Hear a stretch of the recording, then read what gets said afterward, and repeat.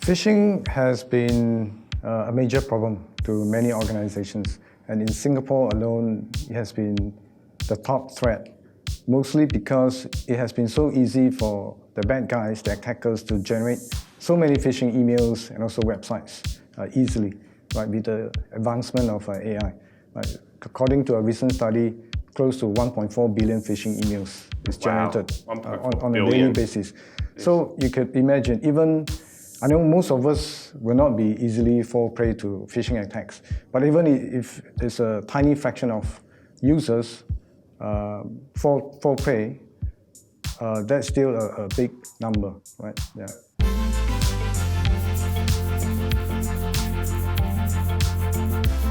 Welcome to the Make Tomorrow podcast, where we venture into the heart of innovation and technology. I'm your host, Tristan Sternson, the global co-lead of our NCS Next business. We're going to invite on some very exciting guests onto this show. We're going to talk about their Make Tomorrow and how technology and innovation are shaping the world. Welcome to the next episode of Make Tomorrow. Today's episode is Make Tomorrow Secure, and we have a very special guest, our very own Dr. Lim Hoon Wei, who is currently the Principal Director of Cyber Special Ops, R&D for NCS Group. He's a co-director of NCS-NUS Joint Laboratory for Cybersecurity. He's responsible for driving in-house R&D initiatives and academia research collaboration. He has more than 20 years of R&D experience in cybersecurity, including both academia and industrial, focusing on practical problems arising from real-world requirements and industry needs. He was recently selected as a finalist for the Association of Information Security Professionals Cybersecurity Awards 2023 in the leader category. Dr. Lim is particularly interested in protecting data security and privacy, automation of threat detection and response, securing AI systems, and quantum-resistant security. He has published more than 40 research papers in leading international journals and conferences. He recently serves as a member of the Singapore National Security and Privacy Standards Technical Committee. Prior to NCS, he has held research positions with SAB Labs France, A-Star, NUS, and NTU. He received his PhD in Information Security from the Royal Holloway University of London, United Kingdom. Welcome to the show. Wow, that is an intro. And you are very, very, very accomplished in what you do. So I've got a lot of amazing questions we want to ask you today. But first, my big question is, if you had unlimited amount of money and could create one technology overnight, what would it be? In cybersecurity, the holy grail solutions has always been, how do we protect data? Right? So data is the crown jewel for any organizations. If I can create any solution I want, it has to be something that is able to protect data in a highly secure manner. You can see it as a data sandbox that can be used to run any data, any applications for any types of use cases. Yeah, wow. Okay, let's drill into that just a little bit. I know I told you it's a unlimited amount of money to do it, but I walked past one of my colleagues' desks this morning, and on the desk said, "Gone fishing." Now that has a very different meaning nowadays to what real gone fishing means, right? So last week there was a phishing attack on quite a few of our executives in the organisation, and I would say there's probably one on me every few weeks or so. I'd love to and I know there's so many areas of cyber that we want to talk about, but I want to frame the problem of what we're currently seeing. It's most common to people. So let's talk a little bit about some statistics let's talk about phishing to start with, and let's drill a bit more detail onto some of the cyber issues that we face as organizations. Yeah, sure. Phishing has been a major problem to many organizations, and in Singapore alone, it has been the top threat, mostly because it has been so easy for the bad guys, the attackers, to generate so many phishing emails and also websites easily, right, with the advancement of AI. Right. According to a recent study, close to 1.4 billion phishing emails is generated on a daily basis. Yes. So you could imagine, I know most of us will not be easily fall prey to phishing attacks, but even if there's a tiny fraction of users fall prey, that's still a big number, right? Yeah. It's amazing because one of the things we become more reliant on in organizations is on the use of our data. And what makes us so much more advanced than we were kind of 10 years ago is the amounts of data out there. And one of the things that keeps me up at night in our organization is how do we protect the data of ourselves and of our customers? Yeah. So I guess we've seen some major attacks in all different organizations, and they're becoming more and more common as we speak through. So what do you think some of the biggest threats to organizations are right now? So data, we know that data is the crown jewel of any organizations. And in the past, we have been looking at how do we protect data at rest when we store it somewhere on a server, on a database, and also data in transit. Right? How do we securely communicate with somebody, right, through email, through messages, and so on. More importantly now, with the migration to the cloud, right, people are moving more sensitive files and documents to the cloud. So there is an emerging need to be able to protect data on the cloud as well. Right? So hence, you would see emerging solutions around protecting data in use. Right? As we retrieve, process data on the cloud, how do we do it in a highly secure manner? Right? So this is also known as privacy-enhancing technologies. Right? In the recent years, we have seen many startup companies. In fact, most of the leading major vendors like IBM, Microsoft, I mean, they've been looking into this for the past 2 decades or so from a research perspective. But there is always a gap, right? I mean, in security, there's always a trade-off between security, efficiency, and also usability, right? So although in theory we know that there is ways to protect all this data, whether it's in transit, in use, right, or at rest, but then in theory, to make this really deployable, to integrate this into existing solutions, there's always a gap. Yeah, this is what our team is trying to do as well, right? Working closely together with some of our industry partners to incubate and adopt some of these emerging technologies. Yeah, okay. So that's really interesting. And I know we always talk about data at rest and data in action or the right words for that. But is there a trade-off? Like, what's the trade-off? So I look at, let's pick an industry example. So healthcare, right? We can use artificial intelligence to diagnose some of the most amazing, or quickly diagnose symptoms to, outcomes very quickly and what you need to do to treat them, right? But to do that, we need access to real health data of people, right? So there's got to be a trade-off between, or is there a trade-off between how we worry about using that data, because it could potentially be exposed or stored somewhere, and actually the outcome that we can achieve through the advancements of technology. Well, that's where privacy-enhancing technology could come into play. Yeah. On the one hand, we want to get access to as much data as possible to train our AI models so that it works, as accurate as possible. But on the other hand, if we were to do this in a privacy-enhancing manner, it's going to take up a lot of compute resources. Right? Hence, earlier I mentioned about the trade-off between security and also efficiency. Yeah. But of course, with the advancement of technologies, we can do this better and better. Yeah.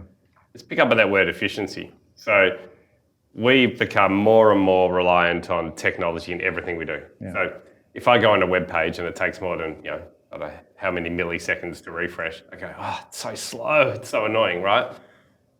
If you do that to make it more secure, like that's something that I think people would accept, right? So we're all worried about our details going everywhere, right? And in general, and I worry about it from an organizational perspective, but do you think people would be more accepting of that? Like if we say, you can go into a secure website and it's really slow, or you can go into a non-secure website and it's really quick. Do you think people are beginning to understand that there's certain things we need to put in place to make them more secure? So other than security and efficiency, there's also this usability, right? Aspect as well.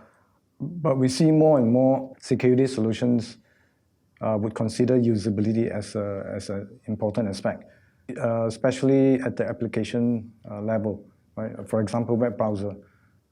Hence, Most of the solution will be embedded as part of the web browser, right? Especially all the security features, for example, HTTPS, that secure your communications with some external web servers. And the good thing is that our web browsers are becoming more and more powerful, right? For example, Chrome is like another operating systems. So there are more things we can do at the client side to secure data, to secure communications. Yeah, okay. And it becomes more and more transparent to the users. Yeah.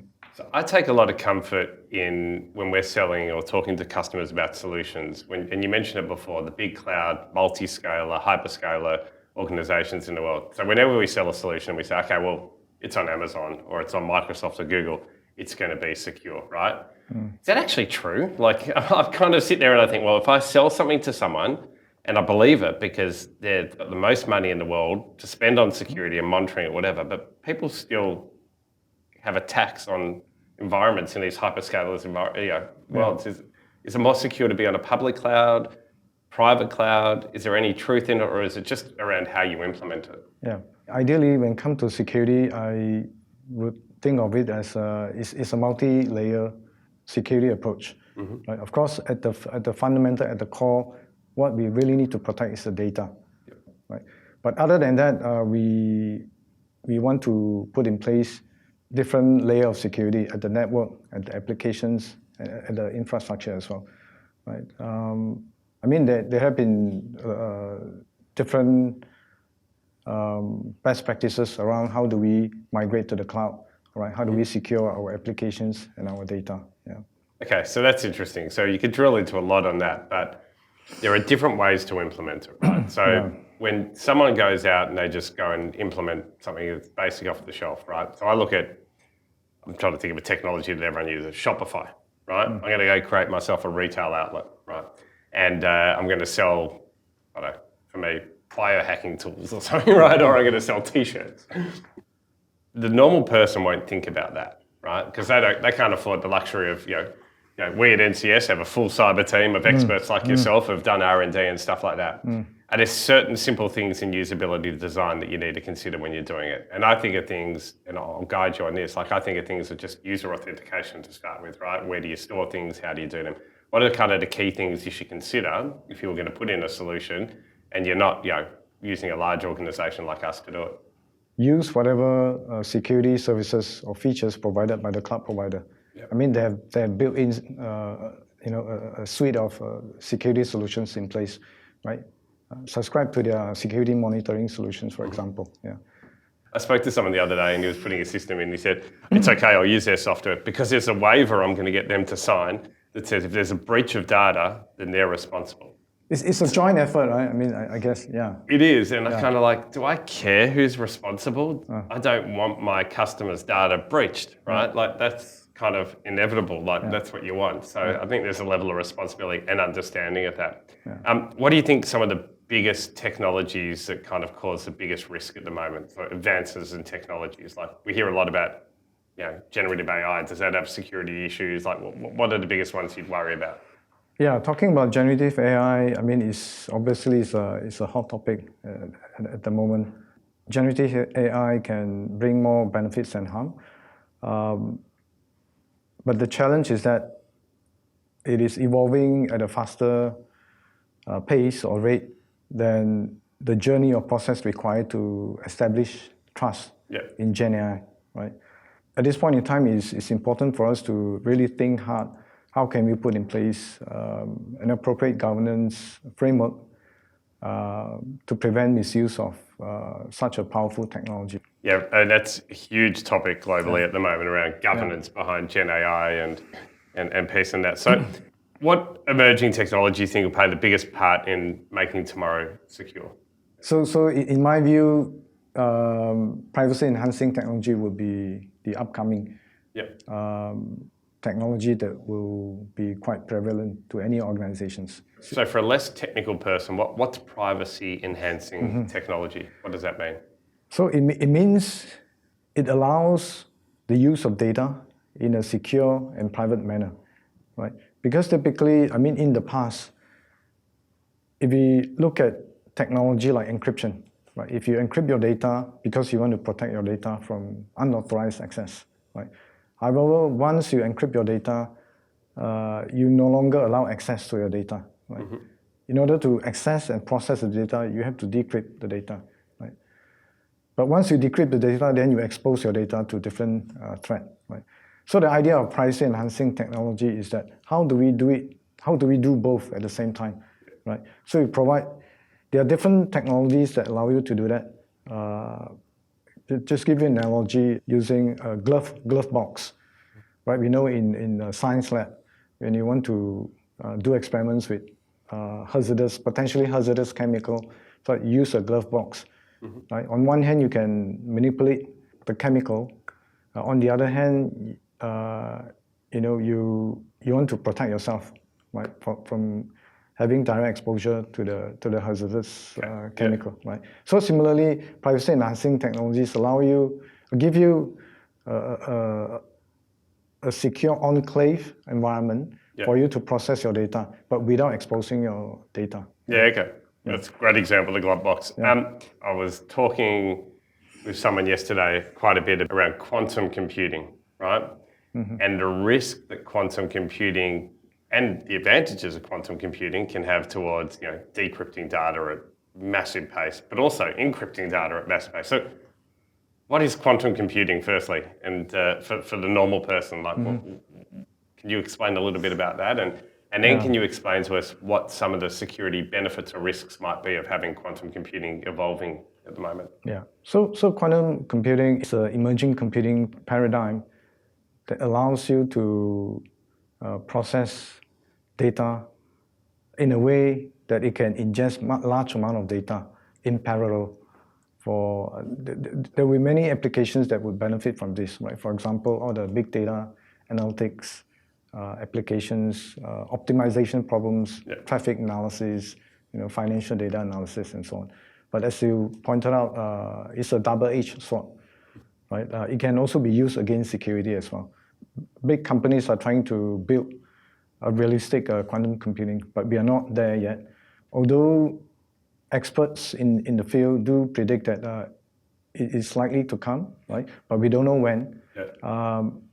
But from a cybersecurity perspective, it's important that we plan for they call it Q day, right? Yeah. Plan for it because the transition is going to take many years. Yeah. Right? Imagine you have your legacy systems that are using more traditional encryption algorithms that can be broken using quantum computing. Right? So what can we do now? Yeah. So quantum computing is just computing power at enormous amounts of speed. Yeah. Sounds expensive, which is really good because expensive means it doesn't fall into the hands of the baddies to some extent very quickly. So maybe it falls into the hands of the protectors who can afford it. We've seen huge data breaches across many multinational companies over the last few years. So not data breaches, just breaches in general of security, right? Have we learned anything as organisations, just focus on Singapore, Australia, Southeast Asia? Like, what do we learn out of each of these big things? So we've had a few kind of on our doorstep that we've kind of had that we've seen and we've lived through over the last year. So what are kind of the key learnings that people can take out of those that they can apply back to their business? I mean, for me, data governance is key. I mean, everybody has a part to play, right? They have to be responsible for whatever data they have access to. Right. So do follow all the guidelines and best practices. And then regular audit is also key, right, to pick up any gaps. Sometimes it's because of poor implementations of certain policies. Mm-hmm. Yeah. So I was talking to someone about this as well yesterday, and they were explaining that a lot of these breaches are sometimes just mistakes, right? Yeah. They're not necessarily a bad person's come in and kind of opened the vault in the bank and taken all your gold out, right? Yeah. It's someone's actually made a mistake and someone's either made something vulnerable. Yeah. So how does that work? Like how could I accidentally make a mistake in the organisation that then unravels all of our data to our to the market? Right. For things like accessing to sensitive data, which should have multi-layer of authorization in place, right? Mm-hmm. So there shouldn't be a single point of failure. I lived through a couple of threats with a few friends, organisations and stuff in the last year and kind of going through it. And data and ransomware attacks and stuff like that. Very interesting. And I don't quite understand this, but ethical hacker, right? Not ethical hacker, but ethical organisations. It's like when you're dealing with these hacks, and I learned this whole process around, an organisation I know, a small organisation, got hacked. They then got contacted by them. Then they had to have someone investigate to work out, is this a legitimate hacker? Then they had to communicate on a network that was in the dark web somewhere through a lawyer and an insurance company. And I just looked at it and go, there's a whole new industry, right? This is brand new, right? So first I'd like to talk about that, part one of my question. How does that all work? And if you've had experience with it. Number two, to me, what comprehended in my mind is this is never going to go away, because now we've got insurance companies, we've got lawyers, we've got hackers, we've got businesses that make money off it. And if it goes away, they all stop making money. So they've got no real incentive for it to stop, right?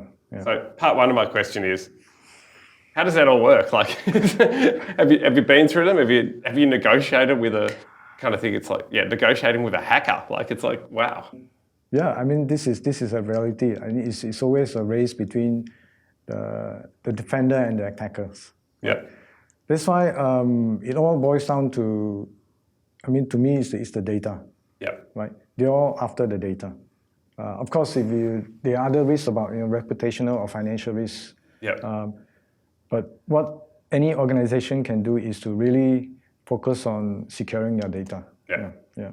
It's funny to think about it. Like, you're protecting your data so that people's data records don't go out there. Yet we talk about these people like they're coming into a bank and stealing money, right? So the data is the money, right? I want to go back a step to your bio. 40 research papers in international journals and conferences, right? What are some of the topics that you've talked about? So during my PhD, I mainly focus on the use of cryptography to protect data, right? So I specialize in information security. Okay. How do we ensure data confidentiality, integrity, and availability? Yeah. Okay. So what I did then was, in fact, that led to some of the research publications was around the use of different cryptographic techniques to design and develop secure solutions, right, for ensuring data security and privacy. That's cool. My background was in data, and when we first started our first business, it was all around data governance and security. And this is 2008, off the back of the GFC. And I think if you remember back to that period, there was no governance or security on stuff. It was kind of, the first technologies to encrypt passwords and stuff were just coming out. So it's amazing how far we've moved very quickly. Can security keep up with the advancements in technology? So Gen AI comes out a year ago. Everyone's now using it, right? You've got Vision Pro, we met with Apple yesterday, coming out with new technologies. All this stuff is moving so quickly. Will we keep up from a technology perspective and cyber? In theory, actually, we have many advanced methods that can be used to protect data, to protect our applications and solutions. Going back to my point earlier, on the trade-off between security and efficiency and usability. For certain technologies like privacy-enhancing technologies, it's not so straightforward to integrate those kind of solutions in any applications. Hence, multi-layer security or multi-layer defense is important. Thinking about who we do a lot of solutions for, so we've got enterprise and government, right? And when I talk about advancements in technology, I'm always amazed by how far advanced government have been in defence, particularly, to what the enterprise is. So we talk about our first business started in 1996, the internet was launched, but the internet was available for years before within defence, right? What's interesting, because we talked about in one of the other podcasts, we talked about connectivity is actually fantastic, but it's also a problem, right? And we're seeing a lot of conflict around the world at the moment. So I'm going to go down an interesting path here. And rumours around how cyber's played a huge part in some of these conflicts, in scrambling their intelligence and getting to their intelligence. Do you think that's firstly, only in your opinion, I'm happy to give mine too, do you think that is possible? Do you think that's true? Like, cyber had a big element in some of potentially what's happening globally in Europe and the Middle East and stuff. That people are scrambling or stealing or information and getting it where they wouldn't have been able to in the past. No, I do agree. Yep. Right? If you look at the Russian and Ukraine war, right? Yep. So according to various studies and reports, so cyber warfare was the first thing that Russia launched, right, against Ukraine, Yep. before even they launch any military attacks on the ground. Yeah. So cyber warfare has become, something that any nations Yep. that can use as a weapon, right, against any other countries. I mean, as far as security monitoring is concerned, it's a critical part for gathering cyber threat intelligence. Cyber warfare, I mean, to me it sounds you need to stay a step ahead. So the smarter you get, the more advanced you can use technology, the more protected you can be. Right? Yeah. Quantum's one technology. You've talked about encryption and other things as well. Is there anything we're particularly looking at the moment that's different to what we were looking at 12 months ago? Is there stuff that's evolving, or is it much the same, just kind of at a rapid pace because we can compute better and quicker?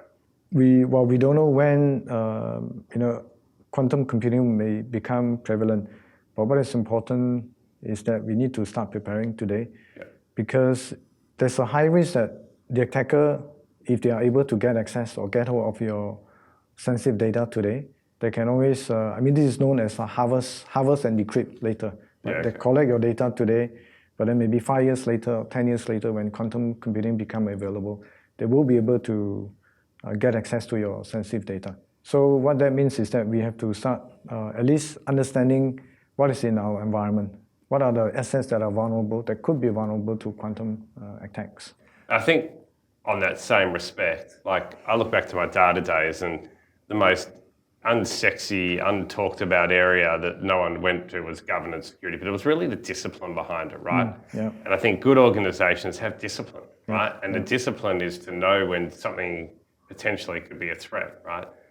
Just even little things like training your staff through modules on, what is a phishing email? What is a potential vulnerability? What is an attack and stuff?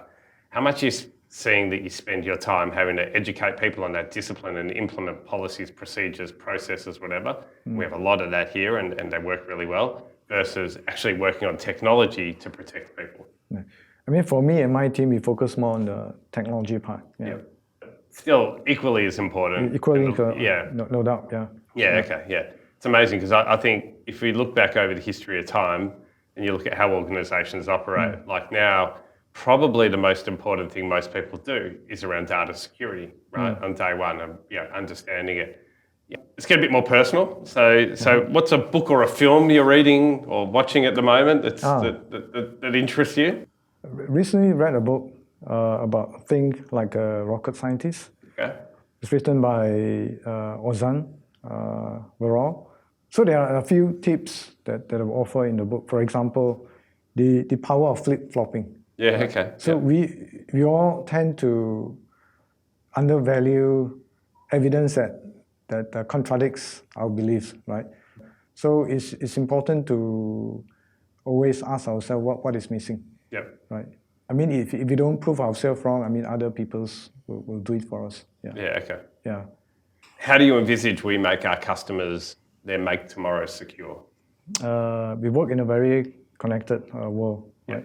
So we can't work in isolation. So we have to work closely together with different industry partners, vendors, from IT, OT, software, hardware vendors, telecom operators, to collectively develop better solutions, right? For example, migration to a quantum-safe ecosystem and environment. So we have to work together with researchers, right? In terms of what are the upcoming technologies from the research community, together with practitioners, what is practical, what is not, together with the policy makers as well, right? To collectively make tomorrow more secure.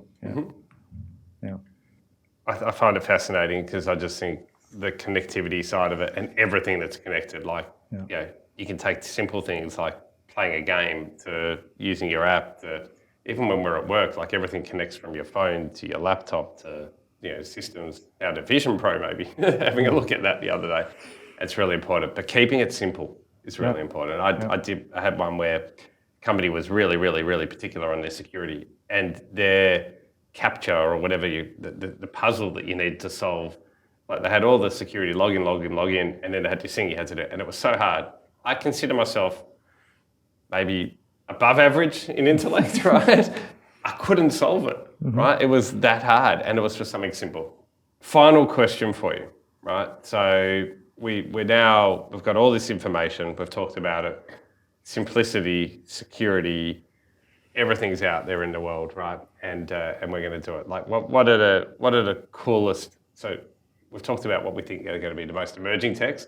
What's the coolest or most fun things behind cyber? What excites you? Like the kind of is there something like that, like in their world? Like you got your generative AI, type something and it does something. Is there something like that that's cool or fun within the cyberspace? What is fun about cyber is, it's evolving every day. Yep. Evolving very fast, and there are new things to be discovered, and there are a lot of uncertainty as well. Whether you look at it from a defense or attack point of view. For example, last year, we discovered a new vulnerabilities which is completely unexpected. Right? We were doing some experiments, and then it turns out that actually we can capture key fob signals for a car, and then if you replay the signals in a specific way, you can actually unlock the vehicle. Yeah, right. And what is surprising is that you can do it unlimited number of times. Yeah. Because we know key fob signals are supposed to be unique, right? It's a one-time code. Yeah. But turns out that if you do it in a specific way, you can actually reset the code. Yeah. And it affects more than 50% of the cars that we tested. Yeah. Wow. So that was something quite fun. Yeah. Actually, that leads me on to one more question, right? This is something that fascinates me. So if I go and I rob a bank tomorrow, right? I go to jail, right?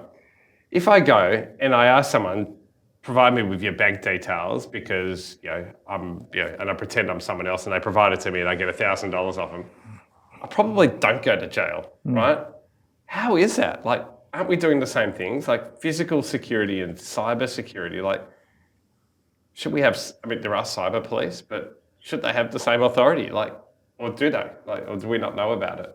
Well, I guess depends. In the cyber world, you have even from hacking point of view, right? Yeah. You have the ethical hacker and the black and the white hacker. Well, the ethical hacker doesn't take anything from you. They work away in. Yeah. The black hat, they take it, and they still come under the jurisdiction of criminal enforcement, I presume as well. Yeah.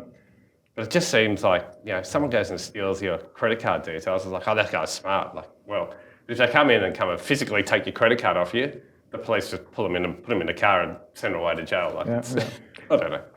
Don't know if there's much of a question in that. But look, this has been really fascinating. Thanks for coming on and talking to us. I think, to me, make tomorrow secure is so important. I think it's the pinnacle of everything that we do if we're going to be able to use and adopt all these amazing technologies that come out. Because the last thing we want to be doing is using them knowing that we've got exposures. So the work you're doing and everything you're doing here at NCS is absolutely amazing, and we're lucky to have people like you on our team, and thank you for coming on the show today. Oh, thank you very much for having me here. Yeah. It's a pleasure. Thank you.